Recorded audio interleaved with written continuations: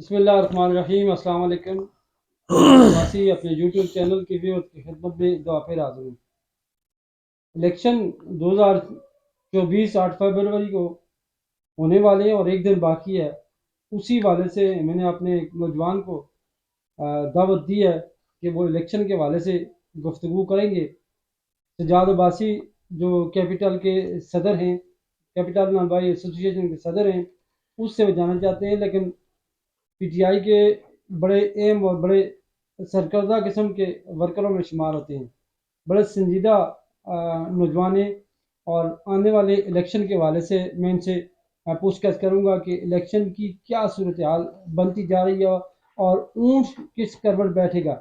लेकिन ये सब गुफ्तगू करने से पहले आपसे गुजारिश करूंगा कि मेरे इस चैनल को सब्सक्राइब ज़रूर कीजिएगा। सजादबासी, बहुत शुक्रिया आपका कि आपने मुझे वक्त दिया।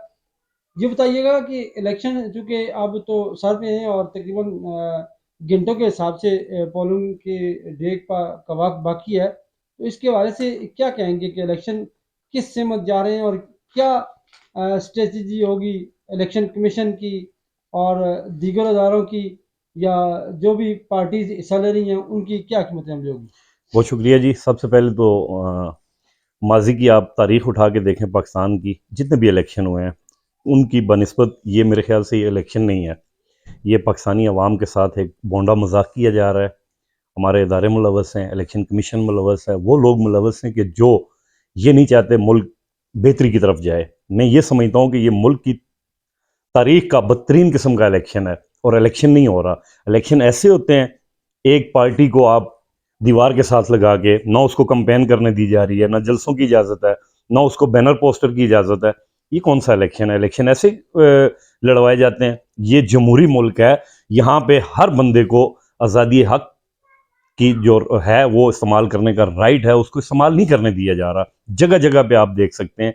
मैं तो समझता हूँ कि ये एक अवाम के साथ मजाक किया जा रहा है, नहीं, ये इलेक्शन नहीं है। सियाद साहब, बात यह है कि आप ने खुद कहा है कि इलेक्शन की, ये पाकिस्तान की हिस्ट्री को उठाकर देखें, तो अगर इसकी हिस्ट्री को उठाकर देखें तो जिस पार्टी के फेवर में जो चीज़ जाती है वो उसको मन मान कहती है कि ये बिल्कुल सही है, बिल्कुल 100% सही है। और जिसके अगेंस्ट जो भी जाती है वो उस पर एतराज़ करना हो जाता है।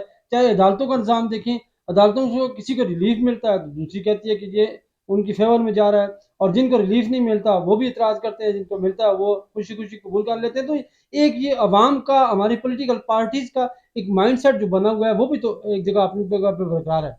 देखिए जी, अगर आप मैं समझता हूँ कि एक सियासतदानों की नज़र से आप देखेंगे तो शायद आप ये चीज़ बखूबी जज कर रहे होंगे। आया कि पूरे मुल्क में कितनी पॉलिटिकल पार्टीज़ हैं? इस वक्त मुल्क में बड़ी दो पॉलिटिकल पार्टी हैं जिनके दरमियान एक बेहतरीन कंपटीशन होने जा रहा है। अब एक पार्टीज़ को दीवार के साथ लगाया जा रहा है, ना उसके बैनर, ना पोस्टर, ना कार्नर मीटिंग्स, इवन कि उनको आज दिन तक कोई जलसा नहीं करने दिया गया। हमारे हल्के में आप देख लें, जहाँ पे वो जलसे के लिए कुर्सियाँ लगाते हैं, स्टेज लगाते हैं, उखाड़ दिया जाता है, खुली गुंडागर्दी की जा रही है। इस तरह इलेक्शन नहीं होते। ये सिलेक्शन का तरीका है और ये प्लांटेड सारी गेम हो रही है। मोहतरम, अगर आपके हक में 2018 में ये हुआ है कि नवाज शरीफ बिल्कुल नहीं हुआ। साहब, सुने सुने सुने, नवाज शरीफ साहब को मतलब है दीवार के साथ लगाकर उनको उनको उनकी फैमिली को इलेक्शन में हिस्सा लेने की इजाज़त नहीं जा रही, उस वक्त तो आपके लिए ठीक था। अब जब आप पर बनी है तो आपका ये ठीक देखिए नहीं जी, 2018 को और इसको आप कंपैरिजन न करें, क्योंकि आप देख सकते हैं सोशल मीडिया पे, इलेक्ट्रॉनिक्स मीडिया पे, प्रिंट मीडिया पे सबका रिकॉर्ड उठा के देख सकते हैं आप। 2018 की और ये सिचुएशन बिल्कुल नहीं थी। 2018 में हर पार्टीज़ के लोग मेरे ख्याल से, या हमारे हल्के से मुर्तज़ा जावेद अब्बासी साहब, वो एक बेहतरीन उन्होंने कंपेन की है, उन्होंने पूरा इलेक्शन कॉन्टेस्ट किया, वो जीत के आए हैं। हमने कहा उनको कहा कि जी वो गलत आए या उनको कहीं पे हटाया है। उन्होंने फुल कंपेन की है। है। उन्होंने मियाँ साहब उसका तमाम काम, मियाँ साहब तमाम जितनी भी, मियाँ देखें, साहब उसका काम था। मियाँ साहब उस वक्त बीमार थे, बकौल शहबाज शरीफ साहब के, जो उन्होंने 50 रुपए की बयान अल्फी पे उनको बाहर भेजा है कि उनके ये बात की बात प्लेट ये लिस्ट के बात की मसला ये है। बात की और बात है। कौमी ये जब रिस्क था, जब ये जब खान कौमी साहब, रिस्क के सुने नाम सुने पे मियाँ साहब सुने को उन्होंने सुने भेज मेरी बात दिया। सुने, ये उस वक्त की आप बात कर रहे हैं जब मियाँ साहब और खान साहब की हुकूमत बन चुकी थी, और उसमें मैं समझता हूँ कि पीटीआई भी इतनी मुलवस है कि उनको, जिनका अख्तियार था कि वो जाने देते या देखें जी, न जाने देते, देखें, जब दो उन्होंने 50 रुपए की दो दो डेढ़ लीडरों पर के उनको दो दो बाहर भेज लीडरों दिया। का आप कंपैरिजन करें। मियाँ साहब एनआरओ लेके भागे हैं, अदालतों से लेके भागे हैं, किसी सियासी पार्टी से लेके भागे हैं, जो भी करके भागे हैं। खान के ऊपर पिछले मेरे ख्याल से एक हफ्ते के दौरान 31 साल की सजा उसको दी गई। वो जेल में भुगत रहा है, उसने डील नहीं की, एनआरओ नहीं लिया, उसने कहा मैं डटा हुआ हूँ अपने बयानिए के साथ, और वो डटा हुआ है। नहीं, इस बात में मैं आपके साथ हूं, बिल्कुल साथ हूं कि उसने डील नहीं लिया, वो अपने मौके पे डटा हुआ है। लेकिन इसमें तो कम से कम इस बात में तो कोई दो राय नहीं है कि मियां साहब 2018 में कहाँ थे। उनको इलेक्शन कंटेस्ट नहीं किया करने दिया गया, उनको कैंपेन नहीं करने दी गई, उनके बगैर उनकी पार्टी इलेक्शन लड़ी और फिर भी रिजल्ट आपके सामने है। देखें जी, 2018 में आपको पता है कि मियां नवाज शरीफ साहब अपने निशान पे लड़े हैं, हर एरिया में उनके कैंडिडेट्स ने इलेक्शन कॉन्टेस्ट किया है।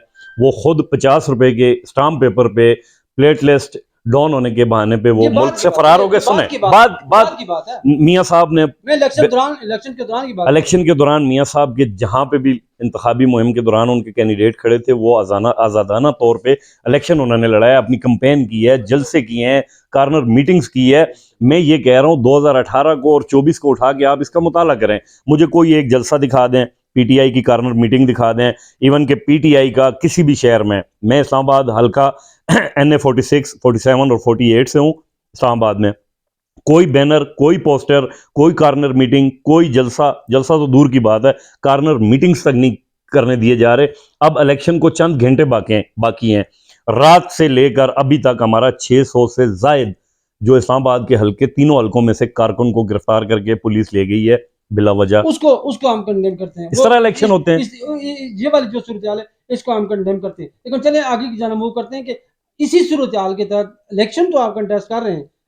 अगर ये प्रोसेस सही नहीं था तो ये था कि इलेक्शन से बाइकाट करते। अब आप इलेक्शन कंटेस्ट कर रहे हैं ऐसी सूरत हाल के बावजूद, तो क्या देखते हैं क्या बिल्कुल आपने जो ठीक कहा। देखें रिजल्ट आएगा वो किस तरह होगा? देखें हम पर उम्मीद हैं इंशाल्लाह अवाम अपने वोट की ताकत से अपना नुमाइंदा मुंतखब करेगी, और हमें यकीन है कि जो खान साहब का बयानिया है उसके साथ इंशाल्लाह पाकिस्तान भर की जितनी भी बाशऊर अवाम है वो अपने वोट की ताकत से इंशाल्लाह अपना नुमाइंदा मुंतखब करेगी। और देखें इलेक्शन से आप जिस तरह कह रहे हैं कि बाईकाट बिल्कुल नहीं करना था। इमरान खान को यकीन है, उसको अपनी यूथ पे, अपने वर्कर्स पे, पाकिस्तान तहरीक इंसाफ के एक एक कारकुन पे उसको यकीन है कि इंशाल्लाह ये ज़रूर जुल्म का बदला वोट से ज़रूर लेंगे।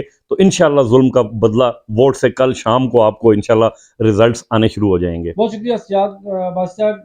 रिजल्ट से ये अपना जो है वो नज़रिया जो है वो सामने लेकर आएंगे बकौल पीटीआई कारकुन। उम्मीद है कि मेरा प्रोग्राम आपको पसंद आया होगा। इजाज़त देने से पहले एक दफ़ा फिर आपसे गुजारिश करूँगा कि मेरे इस चैनल को सब्सक्राइब ज़रूर कीजिएगा। अपने मेज़बान और वासी को इजाज़त दीजिए। अल्लाह हाफ़िज़।